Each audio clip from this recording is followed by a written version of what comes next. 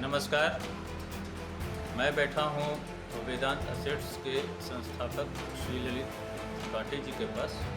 हम बात करेंगे कि झारखंड में जो आर्थिक विकास हो रहा है और रोजगार के जो अवसर पैदा हो रहे हैं वह कितना माकूल है, और वह जो विकास है या जो रोजगार के अवसर हैं वह अपने साथ झारखंड के साथ अलग हुए राज्यों से कितना अधिक है, कितना कम है, और झारखंड में जो लोगों को, युवाओं को नौकरी मिल रही है, क्या वह नौकरी केवल डिलीवरी बॉय तक सीमित रह गई है।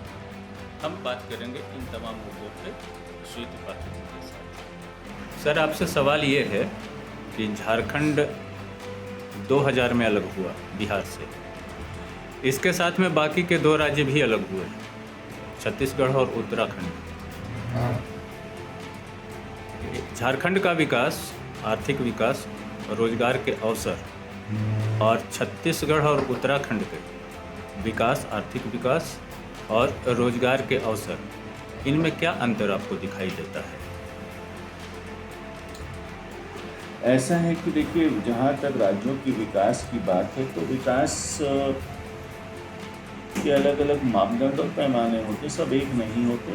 जो राज्य अलग हुए हैं वो राजनीतिक कारण से, सामाजिक कारण से अलग हुए। बड़े राज्य थे, उनसे अंदर से छोटे छोटे राज्यों का उदय हुआ और बने। जहाँ तक अभी अगर आप देखें तो बाकी जो 2 राज्य, जिनमें एक राज्य उत्तराखंड है, वहाँ पे अभी आप देखें तो टूरिज़्म, स्पिरिचुअल टूरिज़्म की बड़ी जोर है।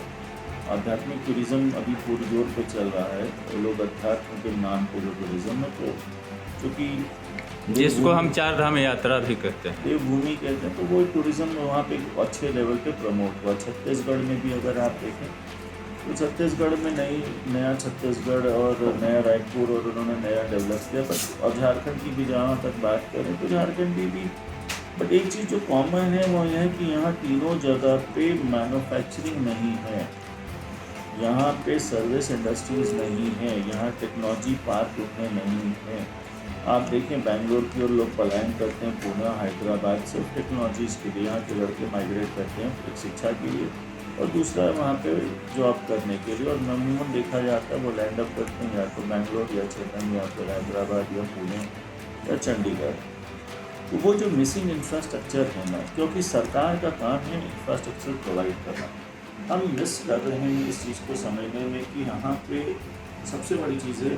देखिए, ये भारत की दिक्कत ये है कि अभी चाइना में 20 लाख पेटेंट पाए गए हैं, मतलब 20 लाख रिसर्च नए हुए हैं और 30 लाख। और जहाँ तक हम भारत या छोटे राज्यों में बात करें तो हम लड़के कॉलेज से निकलते हैं, स्कूल से निकलते हैं, क्योंकि उनके पास वो फाइनेंशियल एड नहीं है, सपोर्ट सिस्टम नहीं है कि वो रिसर्च की वजह हो। अंतगत हुआ जाके जोमेटो, डिलीवरी, स्विगी, ओला, उबर और इन सब कार्य में निष्पत्त होकर अपना पैसा बनाते हैं। वो एक लेवल ही नीचे डिलीवरी बॉयज़ के ऊपर की सोच हम नहीं कर पा रहे और हम इसे भी जॉब समझ रहे हैं। बाद में समझना होगा कि आने वाले समय में बहुत विकराल और बहुत बड़े दिक्कत का रूप लेगा, क्योंकि रिसर्च का इंफ्रास्ट्रक्चर, रिसर्च में काफ़ी टाइम जाता है, पैसा जाता है, सपोर्ट लगता है। और रिसर्च अगर जिस भी इकोनॉमी का बेस होता है वहाँ पे आप देखिए आने वाले समय में चीज़ें बन के निकलती। और अगर कोई पेटेंटेड है, जैसे हम चाइना की बात करें, 30 लाख पेटेंट एक साल, मतलब आप सोचिए वहाँ की सरकार की क्या सोच है आने वाले समय के लिए। आने वाले 5-10 साल के बाद वहाँ जो नई टेक्नोलॉजी, नए प्लेटफॉर्म्स, नए बिजनेस मॉडल्स, नए थॉट्स, नए सब कुछ जो जन्म लेंगे, वो उनमें से सब के सब सफल नहीं होंगे। बहुत कम, अगर हम 1% भी उसमें अगर रखते हैं, आधा % भी अगर सही होते हैं, तो आप ये मान के चलिए कि नई कंपनियों का उदय होगा, जो यहाँ मिसिंग है। हमारे यहाँ पे क्या है, आज की तारीख में लोग आते हैं, बाहर की कंपनियाँ आती हैं, ऑफिस डालते हैं, लड़कों को रिक्रूट करते हैं, बाइक, मोटरसाइकिल देते हैं, और वो लड़के कैरियर ओरिएंटेड उसी में कुछ पे 10-20-50 हज़ार रुपये कमा लिया, तो उसको लग रहा है कि वो बहुत कुछ कर लिया। तो जो सीढ़ी होती है, जो नींव है, वो कमज़ोर पड़ती जा रही है। नींव को मजबूत करने की ज़रूरत है, उसकी ओर सरकार को विशेष ध्यान देना चाहिए। और अगर नींव कमज़ोर पड़ गया तो आने वाली भावी पीढ़ी बहुत ज़बरदस्त तरीके से, क्योंकि आप सिर्फ वन संपदा और माइंस और बालू पे आप पूरी इकोनॉमी को डिपेंड नहीं कर सकते। आपको एंटरप्रेन्योर रोल मॉडल पे आपको आना ही होगा, क्योंकि जब भी इकोनॉमी 2 ही चीज़ों पे चलती है, या तो सोशलिस्ट या सरकार के ऊपर, सरकार के खर्चे पे, सरकार जहाँ सबसे मैक्सिमम एक्सपेंडिचर होता है, सरकार एक सबसे बड़ी संसाधन होती है इकोनॉमी को ड्राइव करने के लिए, और एक एंटरप्रेन्योर लेड मॉडल जो कैपिटलिस्ट मॉडल होते हैं जहाँ कंपनियाँ होती हैं वहाँ होता है। तो ये देखना होगा कि हम पैरेलली वो इकोनॉमी की ओर जाएँ, नहीं तो क्या होगा। तो अगर आप देखेंगे तो ये इकोनॉमी को अगर आप थोड़ा सा आपको एंटरप्रेन्योर बेस्ड इकोनॉमी की ओर जाना होगा। गवर्नमेंट स्पेंडिंग की इकोनॉमी बहुत दिन आप नहीं चला पाएंगे। आज झारखंड का है कि प्योर और प्योर गवर्नमेंट लेड स्पेंडिंग पे खाली इकोनॉमी है, जहाँ लोग आते हैं कि मेरी जान पहचान में फला जितना और जो भी कारण होते हैं, गवर्नमेंट लेड इकोनॉमी के अपने सब फायदे और नुकसान दोनों होते हैं। यहाँ पे गवर्नमेंट की इकोनॉमी में गवर्नमेंट स्पेंडिंग करेगी, भ्रष्टाचार होता है, बहुत तरह के तमाम आरोप प्रत्यारोप लगते हैं। लेकिन जहाँ पे एंटरप्रेन्योर बेस्ड इकोनॉमी होती है वहाँ पे आपको नए चैलेंजेस आते हैं, इकोनॉमी में ओवरऑल आता है, ग्रोथ आता है, और वो एक लंबी चमकी कर चलने वाली इकोनॉमी होती है।